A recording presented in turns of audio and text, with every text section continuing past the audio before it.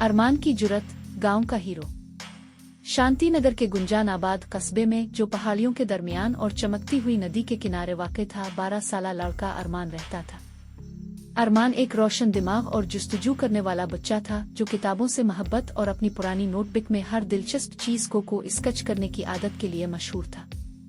वो अपने वालिदैन और छोटी बहन आयशा के साथ मैपल लेन पर एक छोटे लेकिन आरामदेह घर में रहता था, जो रंग बिरंगे घरों और दोस्ताना पड़ोसियों से भरी हुई गिल्ली थी।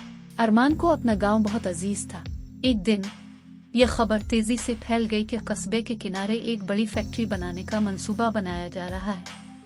पहले तो बहुत से रिहायशी खुश हुए, लेकिन जल्द ही माहौलियाती असरात वाज़ेह हो गए। फैक्ट्री की तामीर का मतलब नदी के करीब पुराने जंगल को काट देना था, जो जंगली हयात से मालामाल और कस्बे के लिए साफ पानी का जरिया था। अरमान ने फैसला किया कि वो कोशिश किए बगैर जंगल को खत्म होने नहीं दे सकता। एक शाम खाने के बाद इसने अपने खानदान को रहने के कमरे में इकट्ठा किया। उम्मी अब्बा, इसने शुरू किया, हम उनको जंगल तबाह करने की इजाजत नहीं दे सकते। ये सिर्फ दरख्त और जानवर नहीं है। हौसला पाकर अरमान ने मंसूबा बंदी शुरू की। इसने अपने सबसे अच्छे दोस्त जुबैर से बात की और दोनों ने कस्बे की मीटिंग मुनक्किद करने का आइडिया बनाया। अरमान की मुखलसी ने बहुत से दिल जीत लिए और जल्द ही टाउन हॉल लोगों से भरा हुआ था। मीटिंग में अरमान एक लकड़ी के क्रेट पर खड़ा होकर हुजूम से मुखातिब हुआ। मैं तो सिर्फ एक बच्चा हूँ, इसने शुरू किया, लेकिन मैं भी देख सकता हूँ कि हम कितना कुछ खो देंगे अगर ये फैक्ट्री बन गई। फैक्ट्री के डेवलपर्स असर और रसूख वाले थे।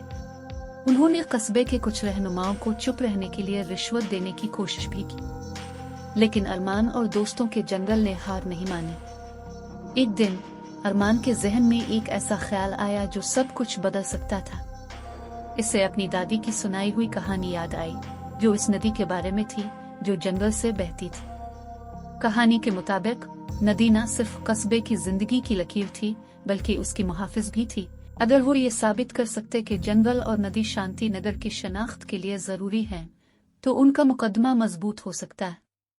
अरमान ने तहकीक में गर्क होकर लाइब्रेरी में घंटों गुजारे और बुजुर्गों से बात की जो कस्बे की तारीख जानते थे।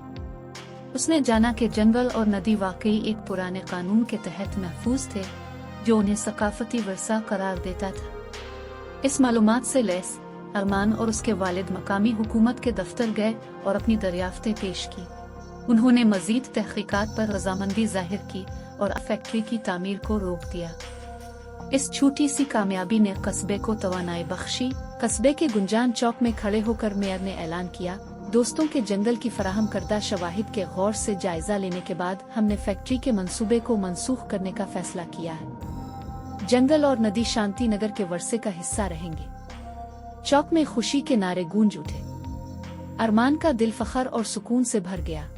और हालांकि अरमान अपनी किताबों और खाकों में लूट आया, इसके साथ ये इल्म हमेशा रहेगा कि एक पुरज़्म दिल एक पूरी कम्युनिटी को इस चीज़ की हिफाजत के लिए मुतासिर कर सकता है जो वाकई अहम हो।